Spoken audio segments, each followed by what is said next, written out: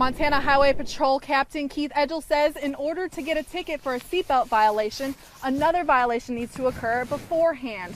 So getting a ticket if you don't click it is not a primary offense in Montana. Toole says he does plan on growing his mustache back, but this time it's going to be in honor of new wounded soldiers. I'm Tanya Motorzitsky, Color 8 News. Spoke with Governor Bullock, and he says he wants to continue working closely with private sectors to see what kind of employees employers are looking to hire. These 7 men are getting an extra week of training before they go into the field next week. Billings Police Department's lieutenant says they want to spend more time with the use of force training. A commissary on-site sale this weekend is to better meet the needs of active and retired military families. Students at Roundup High School are excited about this fairy tale that they're hoping can lead to a happy ending this weekend. Roundup beat Red Lodge 54-39. Neuroblastoma cancer, a cancer that starts in the kidneys and most common in children. Today, beautiful Brooklyn Mayer isn't having cancer stopping her from smiling. In fact, she's almost done with chemotherapy and is giving back to other children. Are you happy to be almost done? I mean, not almost done. We got a ways to go, but the big obstacles are done with.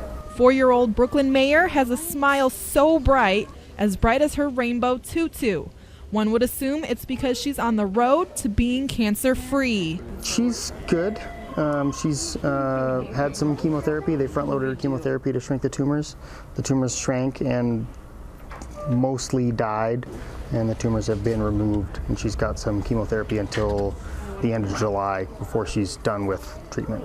She's been back and forth from her hometown Billings and Salt Lake City for chemo treatments. In July, we'll go down to Salt Lake for one last appointment with the oncologist to make sure that she's officially off the hook. And then I think it's a 5-year plan of x-rays and CT scans and ultrasounds to make sure that there's no new growth. And today, she came to St. Vincent to hopefully put some smiles on other children's faces. She got a big box of teddy bears from St. Jude's that came from a friend, and we thought we didn't know what to do with the box of a dozen teddy bears that were all the same. And so she wanted to give them to other kids who are in the situation that she was in. Brooklyn's dad, Eric Mayer, says he couldn't be more proud. Proud? I'm proud of my girl for wanting to help other kids. A lot of kids, yeah, I know.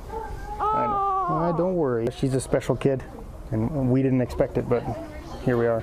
Emotions were running high at the Yellowstone National Cemetery as the vets were finally thanked after 50 years. People by the dozens were there to support the veterans.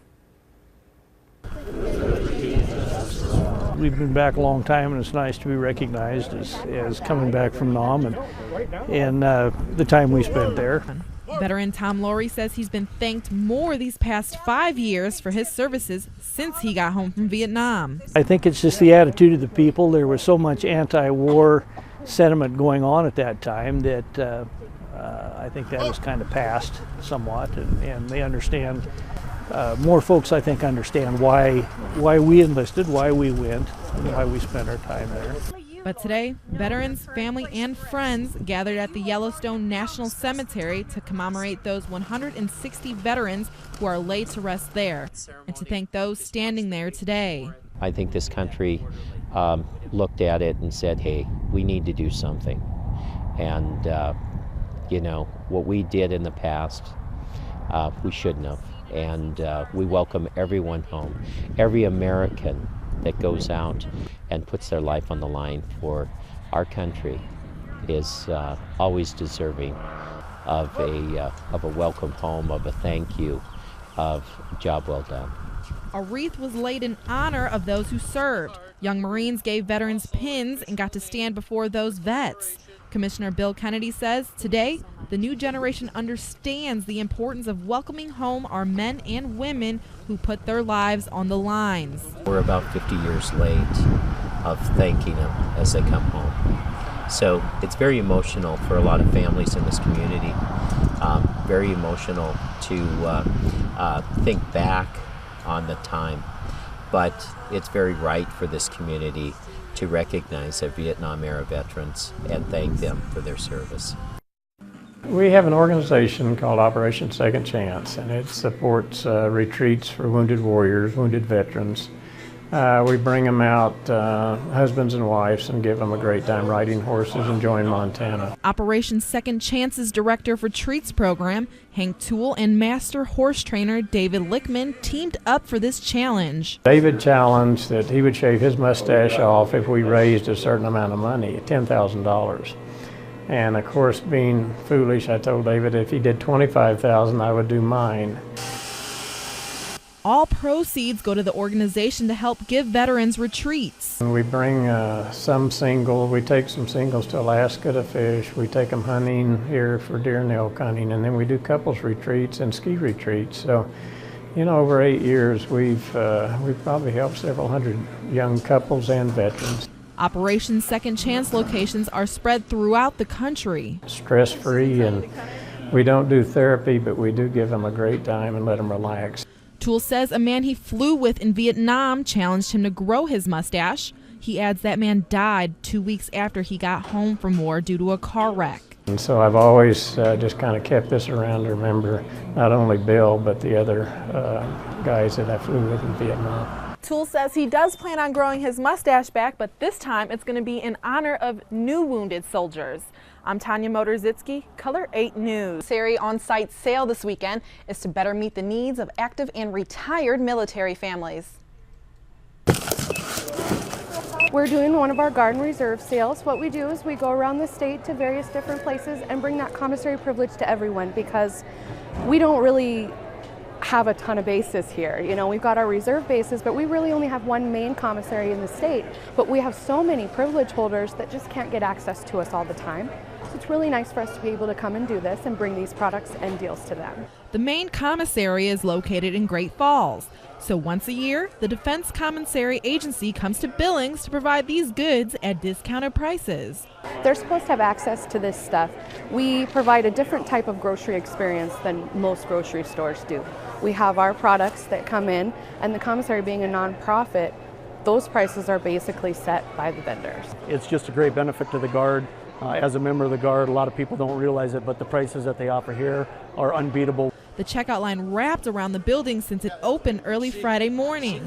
Families filled their carts, sometimes more than one. We retired from the military, and this is one of the great benefits that we get, you know, and we're fortunate to have it here in Billings. Navy veteran Jody Steen says every year he comes, it's also a way to catch up with old friends or people with whom he served. We come down, we see a lot of people that we know because we were in the military with them, and the smiles on their face to go around and visit with the people. They're ex-military, so you get to come in and just relive old stories and enjoy the camaraderie of being here.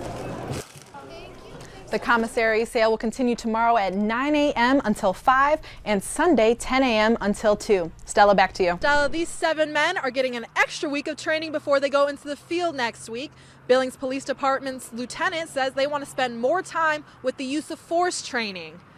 Lieutenant Casey Hafner says the expectations is for the officers to have a little bit more knowledge before going to the field training. He says they want them to know when use of force should be applied and how to use it. Use of force may be on the forefront of some people's minds because of recent reported incidents between police and civilians. He says use of force is nothing they've forgotten about. It's something they continuously practice. What I would say to the public is that this goes on all the time. We're constantly training our officers. We're always trying to come up with more cutting-edge ways to train our officers and to just keep that training, because for me, training is knowledge and knowledge is confidence. And when you go out on the street with that knowledge and confidence, you can act professional, you can get your job done, and that is ultimately what we're supposed to be doing. For the next couple days, Hafner says that they'll work on many different things. Then by the end of the week, they'll bring everything together to perform scenarios. Stella, Republican frontrunner Donald Trump went on another Twitter rant Tuesday night, but this time attacking Ted Cruz's wife. It speaks to sort of where the level of rhetoric has dropped in this campaign, but also the degree to which it's been a very personal campaign between these two men who clearly do not like each other, or frankly it now seems to be, or their wives. CNN reports the beef started from a tweet Trump posted Tuesday night telling Cruz he was going to spill the beans on his wife. That was a response to a Facebook posting a picture of Trump's wife naked.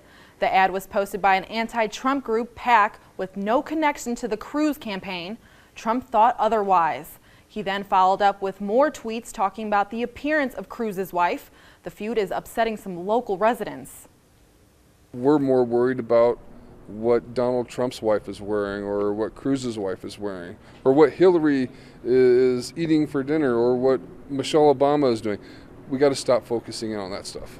We need to focus in on the real issues. We have kids starving in our country. We're giving foreign money away like it's Tic Tacs. Cruz fired back yesterday, calling Trump a coward and saying real men don't bully women. We took a poll on Color 8's social media asking if women and children should be involved in campaigns. On Facebook, 82% said yes and 11% said no.